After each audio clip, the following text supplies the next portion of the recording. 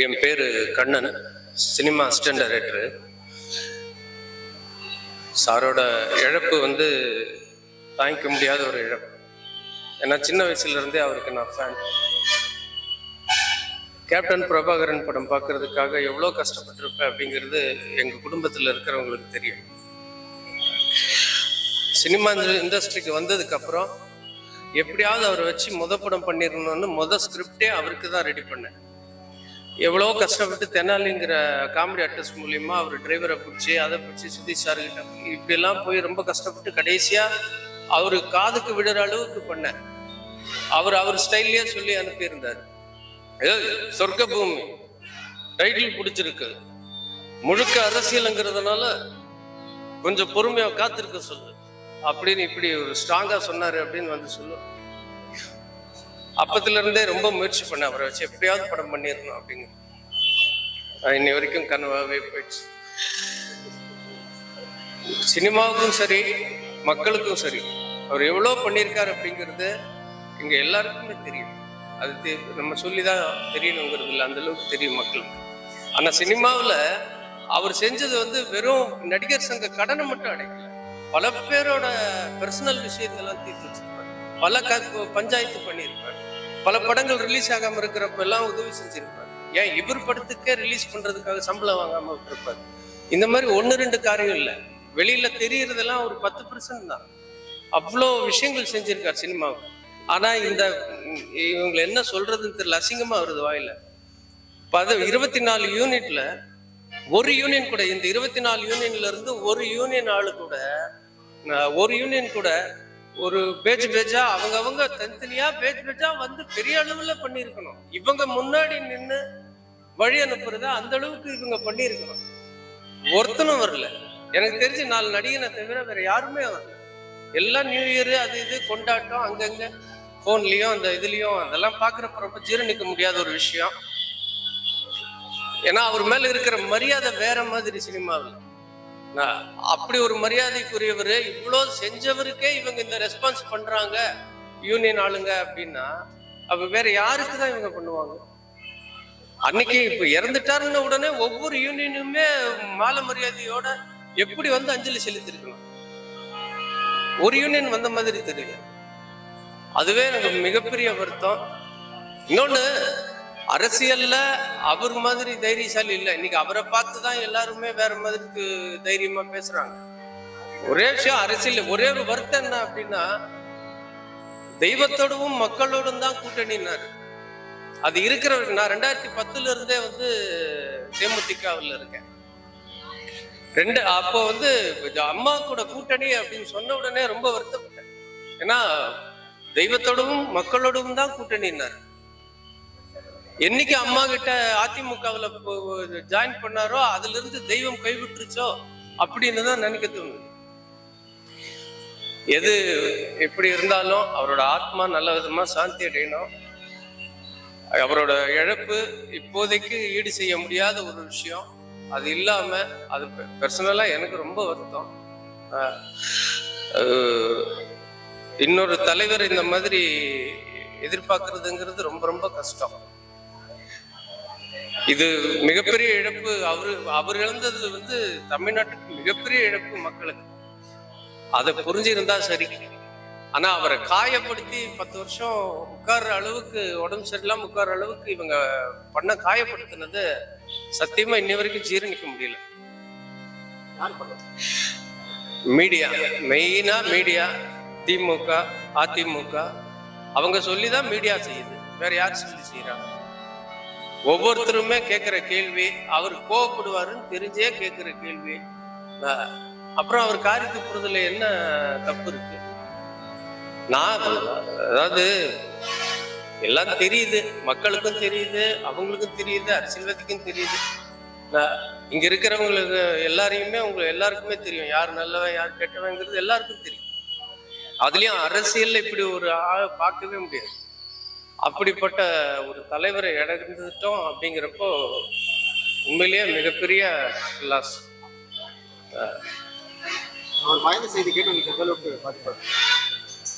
Sir உண்மையை சொன்னா ஒரு செகண்ட்ல அலறிட்டேன், ஒரு மாதிரி ஆயிடுச்சு. முடியல. உடனே வீட்டுக்கு ஓடி போனேன். எனக்கு அவரோட வீடும் என்னோட இதுவும் பக்கம்தான். உடனே வீட்டுக்கு ஓடி போனேன். அப்புறம் தீவுத்திடல் போய் அப்புறம் ஊர்வலமாக இங்கே இது வரைக்கும் வந்து நல்லடக்கம் செய்கிற வரைக்குமே இருந்துட்டு தான் போனேன். இன்னைக்கு ஆஃபீஸ் போயிட்டு அப்படி வர்றப்போ வெட்டி பார்க்காம போக முடியாது. 3வது தடவை வந்துட்டு போகிறேன். உண்மை அதான் சொல்கிறேனே, நான் சின்ன வயசுலேருந்தே அவரோட ஃபேன் தான். தியேட்டரில் போய் பார்த்தது கேப்டன் பிரபாகரன் தான். அதுலேருந்து தான் அவர் படம். மற்றபடி எல்லா படமும் எந்த நேரமும் பார்த்துக்கிட்டு இருப்பேன். சார், ஓப்பனாக சொன்னால் அவரோட எல்லா படமும் எனக்கு ரொம்ப பிடிக்கும். அதில் அப்பப்போ என்னோட மொபைல் எடுத்தீங்கன்னா எதுலேயுமே அவரோட கிளிப்பிங்ஸ் தான் அதிகமாக வந்துக்கிட்டே இருக்கும். அதே மாதிரி அவரோட பேச்சுகள் எல்லாம், மேடை பேச்சு, இந்த சேலம் மாநாடு, அந்த மாதிரி அது எல்லாத்தையுமே ரொம்ப கவனிப்பேன், பார்ப்பேன். நான் எப்பவுமே ரிப்பீட்டா அவரோட செய்கையில ரிப்பீட்டாவே இருப்பேன். அது எனக்கு கேப்டனோட மிகப்பெரிய இழப்பு அதுல மீண்டு வாழ்க்கை ரொம்ப கஷ்டப்பட்டு இல்ல, முடியாததுனாலதான் கொஞ்சம் என்ன சொல்றது, அது முடியாததுனாலதான் அப்பப்போ பார்த்து ஒரு கண்ணீர் சிந்திட்டு போறதே அதுக்காக தான். கொஞ்சம் கஷ்டம். நான் ரொம்ப நேசிச்சவன். இன்னைக்கு அவரோட இழப்பை எனக்கு எப்படி சொல்றதுன்னு தெரியல. ஆனா அதுல இருந்து மீள்றதுங்கிறது உண்மையிலேயே ரொம்ப கஷ்டம். மீளணும்னு ஆசைப்படலை சார். அவர் அடிக்கடி வீடியோலயும் அதுலயும் பார்த்தா சந்தோஷப்பட்டு, அவர் இறந்துட்டாரு இல்லை அப்படின்னு நினைச்சா தானே நமக்கு கஷ்டம். அவரு தான் ஏகப்பட்ட இதையே பண்ணி வச்சிருக்காரு. திருப்பி அவரை பார்க்குறப்போ அந்த ஃபீலிங் வராது, அவர் இல்லைங்கிற ஃபீலிங் வராது. அது ஒண்ணுதான் பெரிய ஆறுதல். நேரில் பார்த்து கதை சொல்லி இல்லை, நேராக பார்க்க முடியல. கதை போய் சேர்ந்துருச்சு, அவுட்லைன் சொன்னாங்க, அதை கொண்டு போய் அவர்கிட்ட சேர்த்தாங்க. அதுக்கு அவர் சொன்ன விஷயம் அது. ஆனால் அதுக்கப்புறம் நிறைய ஃபங்க்ஷன்லாம் பார்த்துருக்கேன். சொக்கத்தங்கத்துலலாம் ஷூட்டிங் ஸ்பாட்லேயே இவருக்குன்னே அங்கேயே இருப்போம், காலையிலேருந்து சாயந்தரம் வரைக்கும்.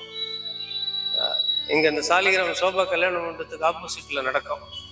அங்கேயே இருந்து சாயந்தரம் ஆனால் தான் வெளியே போவோம். அந்த மாதிரி அப்படி கூட இருந்து ரசிச்சிருங்க. நாங்கள் என்ன அவரை வச்சு படம் பண்ண முடியலங்கிற வருத்தம் தான்.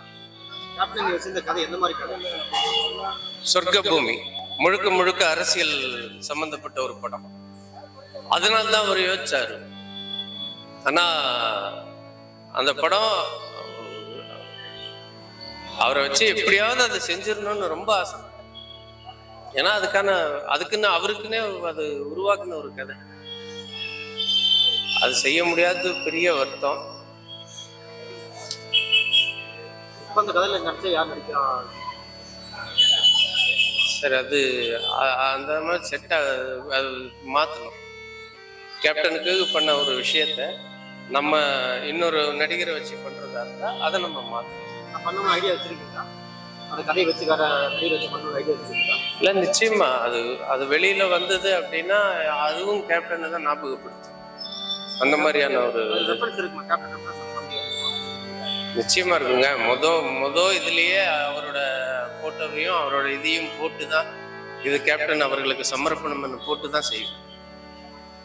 கேப்டனுக்கு மற்றவர்கள் நடிக்க மாட்டா யாரு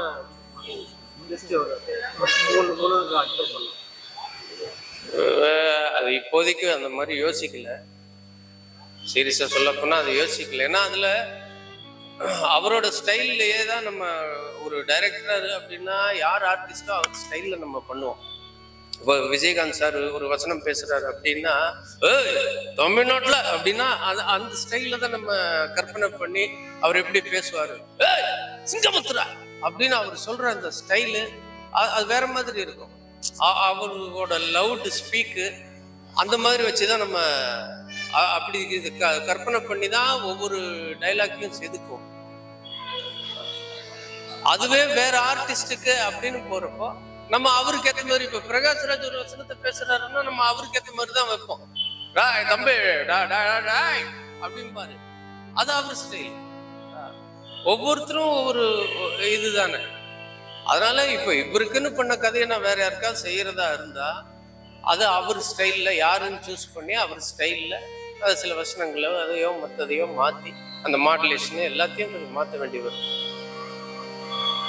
அவரை வச்சு அந்த படத்தை பண்ணியிருந்தேன் அப்படின்னா ரொம்ப சந்தோஷப்பட்டிருப்பேன். லைஃப்ல ஒரு லட்சியத்தை அடைஞ்சிட்டோம் அப்படிங்கிற ஒரு சந்தோஷம் கிடைச்சிருக்கோம். அவரை இழந்தது தான் மிகப்பெரிய வருத்தமாக போச்சு. உண்மையா சொல்ல போனா நடிகர் சங்கத்துக்கு அவர் செஞ்சது கொஞ்சம் நஞ்சம் இல்லை. அதுதான் சொல்றேன். மற்ற பஞ்சாயத்துகள்ல இருந்து நிறைய விஷயங்கள் பல பேருக்கு பல நன்மைகளை செஞ்சிருக்காரு. யூனியனுக்கோ மக்களுக்கோ தெரியாத அளவு, அப்படி 1-2 இல்லாத அளவுக்கு அந்த அளவுக்கு பண்ணியிருக்காரு. நடிகர் சங்க கடன் அடைச்சதுல இருந்து அது ஒண்ணுதான் எல்லாருக்குமே தெரியுது, நடிகர் சங்க கடன் அடைச்சிட்டாரு அப்படிங்கிறது. அதுவே பெரிய ஒரு அச்சீவ்மெண்ட். ஆனா அதை தாண்டி நிறைய விஷயங்கள் இந்த மாதிரி எல்லாம் நிறைய பேருக்கு ஹெல்ப் பண்ணியிருக்காரு. அப்படி இருக்கிறப்போ நடிகர் சங்கம் மொத ஊர்வலத்துல ஆளா வந்து மொத்த நடிகரும் ஒன்னா வந்து வேற மாதிரி அஞ்சலி செலுத்தி முன்ன நின்று அடக்கம் பண்ற வரைக்கும் அப்படி இருந்து பண்ணிருக்கணுங்க. இதெல்லாம் ஏதாவது வந்துரும் வாயில. அந்த அளவுக்கு கேவலமானவங்க சத்தியமா இல்லை. மனசுல அவர் ரொம்ப நல்லவருங்கிற ஒரே ஒரு தாட் இருக்க போய் இவனுங்க ஒரு 4 பேர் வந்தாங்களே தவிர மற்றபடி எவனுக்குமே அந்த இதெல்லாம் இல்லை. சும்மா வந்து நடிப்புக்கோ இல்லை பப்ளிக் கேட்கறானே, யூடியூப்ல 4 பேர் ஏதாவது ஒன்று போட்டு தொலைவானே அப்படிங்கிறதுக்காக சில கண்துடுப்பு வேலைகள் செய்யறது தான் இங்க அதிகம். ஒரு சில பேர் மட்டும்தான் மனசார வந்து ஐயோ இழந்துட்டோமே அப்படின்னு ஒரு ஃபீலிங்ல வந்து பார்த்துட்டு போறவங்க. மற்றபடி யாரும் வரலையே. முதல்ல யார் வந்தா? 4 பேர் தான் வந்தாங்க. ரஜினி சாரு, விஜய் சேதுபதி, இந்த மாதிரி ஒரு 4 பேர் தான். கமல்ஹாசன், சத்யராஜ், ஆனந்தராஜ், இப்படி சில பேர் தவிர மற்றபடி இன்னைக்கு கரண்ட்ல இருக்கிற நடிகர்கள் அப்படின்னு ஏன் சிவகார்த்திகை இங்க சென்னையில தானே இருந்தா, எவ்வளவு பேர் இருந்தாங்க, ஒருத்தரும் வரலையே. அவ்வளவுதாங்க மரியாதை. இவ்வளவு செஞ்சவருக்கே நீங்க இந்த மரியாதை அப்படின்னா ஒண்ணு செய்யாதவனுக்கு இவங்க எந்த அளவுக்கு மரியாதை கொடுப்பாங்க. அதனால சினிமா இண்டஸ்ட்ரி வந்து இன்னைக்கு செஞ்ச செயல் வந்து காரி துப்புற அளவுக்கு தான் இருக்கு.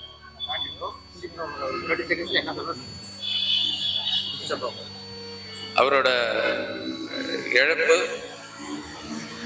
சினிமா துறைக்கு மட்டும் இல்லை, தமிழ்நாட்டுக்கே இழப்பு அப்படிங்கிறது எல்லாருக்குமே தெரிஞ்ச ஒரு விஷயம். அப்படிப்பட்ட மனுஷனை இழந்துட்டோமே அப்படின்னு நினைக்கிறப்போ ரொம்ப கஷ்டமா இருக்கு. கடவுள் என்னைக்கு இருந்தாலும் அவரை கூட வச்சுப்பாரு, நல்லா பார்த்துப்பாருன்னு நம்புறேன்.